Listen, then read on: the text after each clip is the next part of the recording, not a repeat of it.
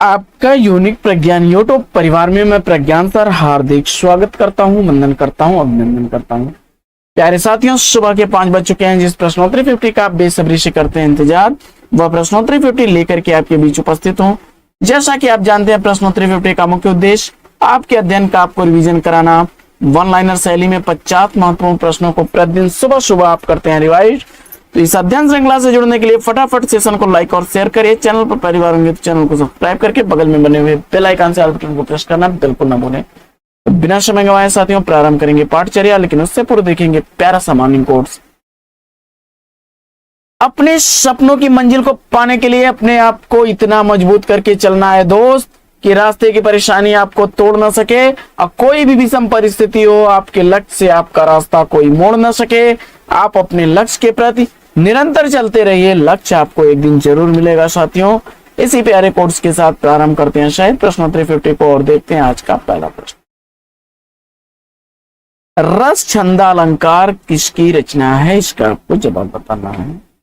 रमाशंकर शुक्ल रसाल जी द्वारा लिखा गया यह ग्रंथ है।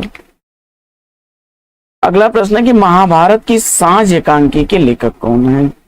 महाभारत की सांझ एकांकी भारत भूषण अग्रवाल द्वारा लिखी गई एकांकी है। प्रश्न संख्या 3, पहला पड़ाव उपन्यास के लेखक कौन है? पहला पड़ाव उपन्यास लिखा गया है श्रीलाल शुक्ल द्वारा 1976 ईस्वी। इस उपन्यास का प्रकाशन वर्ष है। अगला प्रश्न है कि यह पथबंध था एक अध्ययन किसकी रचना है? यह पथबंध था एक अध्ययन, यह आलोचनात्मक रचना सत्य प्रकाश मिश्र की है। केशवदास को कठिन काव्य का प्रेत किसने कहा है? केशवदास को कठिन काव्य का प्रेत कहने वाले आचार्य रामचंद्र शुक्ल जी हैं। स्त्री विमर्श पर केंद्रित स्त्रीत्व का मानचित्र किसकी पुस्तक है? इस प्रश्न का जवाब अनामिका चुन करके आपने बिल्कुल सही जवाब दिया है। अगला प्रश्न है कि हास्य व्यंग कृति मुद्रिका रहस्य के रचनाकार कौन है?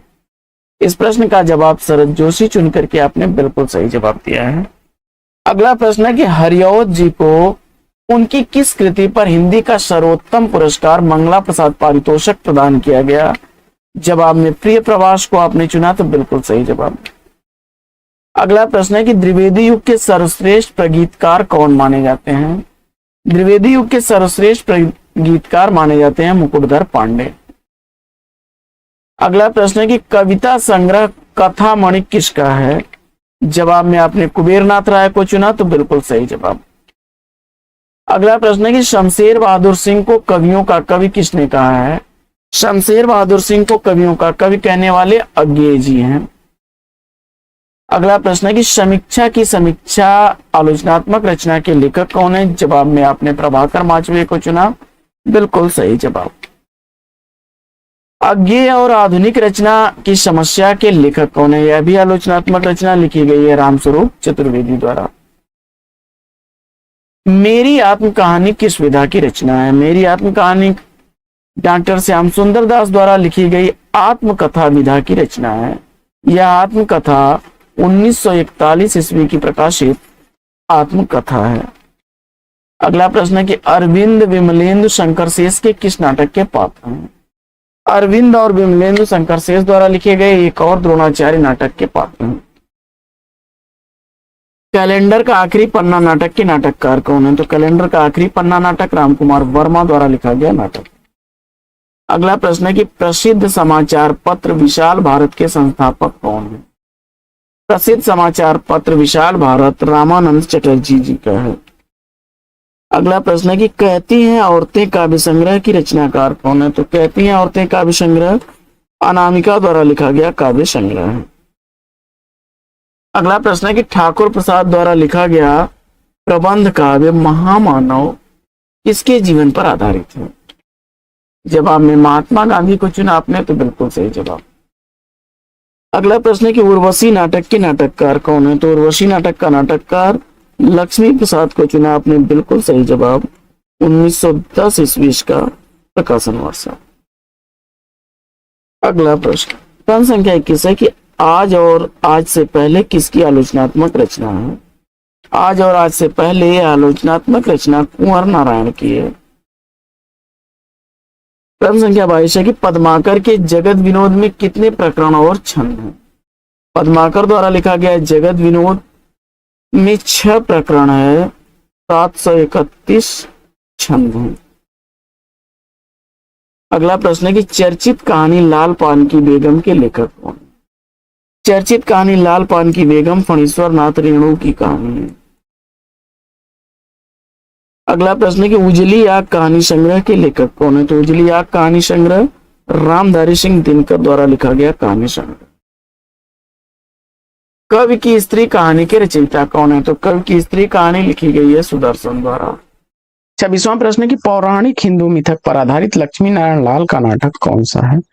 पौराणिक हिंदू मिथक पर आधारित लक्ष्मी नारायण लाल का नाटक कलंकी है, 1969 ईस्वी का प्रकाशन वर्ष है। 27वां प्रश्न है कि विलक्षण बात यह है कि आधुनिक गद्य साहित्य की परंपरा का प्रवर्तन नाटकों से हुआ, यह कथन किसका है।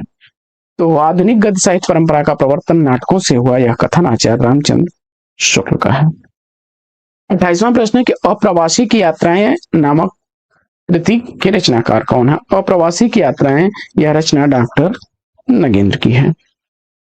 29वां प्रश्न है कि दशरथ नंदन एवं शारदिया नाटक के नाटककार कौन है। दशरथ नंदन और शारदिया नाटक लिखा गया है जगदीश चंद्र माथुर द्वारा। दशरथ नंदन 1974 ईस्वी का, वहीं शारदिया 1959 ईस्वी का प्रकाशित नाटक है। अगला प्रश्न है कि अमर रंजना और अमला राजेंद्र यादव द्वारा लिखे गए किस उपन्यास के पात्र हैं।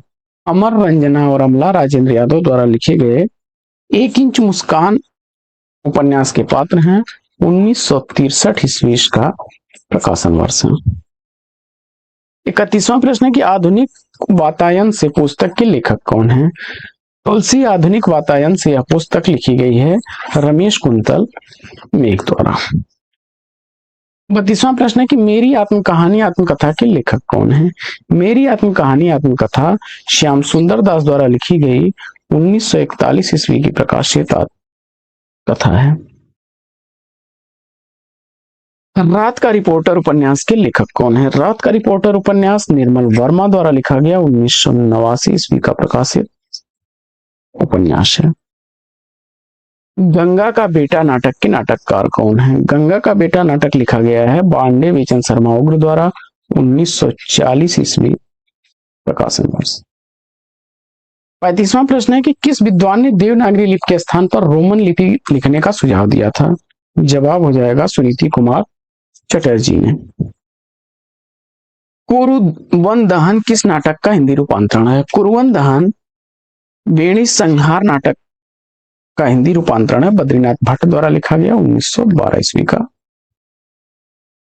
अब मेरी अपनी कथा आत्मकथा के आत्मकथाकार कौन है। मेरी अपनी कथा यह आत्मकथा पदुमलाल पुन्नालाल बख्शी द्वारा लिखी गई 1958 ईस्वी की प्रकाशित रचना है।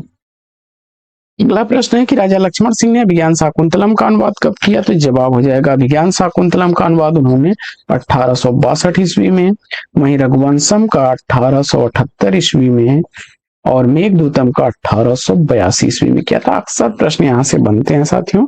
अभिज्ञान शाकुंतलम 1862 ईस्वी, रघुवंशम 1878 ईस्वी और मेघदूतम 1882 ईस्वी में अनुवादित किया गया था राजा लक्ष्मण सिंह द्वारा। परदेशी और अनुरागी परदेशी और अनुरागी उपनाम से कविताएं कौन करते थे। तो जवाब हो जाएगा दुष्यंत कुमार। प्रतिबद्ध कविता के जनक कौन है। प्रतिबद्ध कविता का जनक परमानंद श्रीवास्तव। जवाब हो जाएगा उत्तर प्रदेश सरकार द्वारा 1947 ईस्वी में गठित देवनागरी लिपि के सुधार समिति के अध्यक्ष कौन थे। तो जवाब हो जाएगा आचार्य नरेंद्र देव। अगला प्रश्न है कि जुलूस रुका है रिपोर्टाज के लेखक कौन है। तो जुलूस रुका है यह रिपोर्टाज विवेकी राय द्वारा लिखा गया 1977 ईस्वी का प्रकाशित उपन्यास है। अगला प्रश्न है कि चित्रात्मक भाषा लाक्षणिक पदावली किस युग की कविता की विशेषता है। चित्रात्मक भाषा लाक्षणिक पदावली छायावाद की विशेषता है। अगला प्रश्न है कि प्लाट का मोर्चा रिपोर्टाज के लेखक कौन है। प्लाट का मोर्चा रिपोर्टाज शमशेर बहादुर सिंह द्वारा लिखा गया 1952 ईस्वी का प्रकाशित रिपोर्टाज। भूत बावड़ी किस लेखिका की आत्मकथा है? तो भूत बावड़ी आत्मकथा पद्मा सचदेव द्वारा लिखी गई 1999 ईस्वी की प्रकाशित कथा है। अगला प्रश्न है कि भारतीय संस्कृति और हिंदी प्रदेश आलोचना कृति के लेखक कौन है? तो जवाब हो जाएगा रामविलास शर्मा। धरती की सतह पर गजल संग्रह के रचनाकार कौन है? तो धरती की सतह पर गजल संग्रह अदम गोंडवी का है। औरत के लिए औरत आलोचनात्मक रचना के रचनाकार कौन है? तो औरत के लिए औरत आलोचनात्मक रचना नासिरा शर्मा की है। सच्ची आलोचना और सूक्ष्म परिशंसा यह का लक्ष्य कवि नहीं बल्कि काव्य है, कथन किस आलोचक का है? जवाब हो जाएगा इलियट महोदय का। आगे, गीति नाट को भावनाट की संज्ञा किसने दी है? गीति नाट को भावनाट की संज्ञा देने वाले डॉक्टर नगेंद्र हैं। तो साथियों, यह पाठचर्या कैसी लगी कमेंट्स करके जरूर बताइए। आज की इस पाठचर्या में लेते हैं यहीं पर विराम, फिर मिलेंगे आपसे अगले वीडियो में एक नए प्रकरण, एक नया टॉपिक, एक नए अंदाज में। तब तक के लिए लेते हैं आपसे विदा। आपका जीवन मंगलमय हो, बेस्ट विशेष बेस्ट ऑफ लक। जय हिंद साथियों।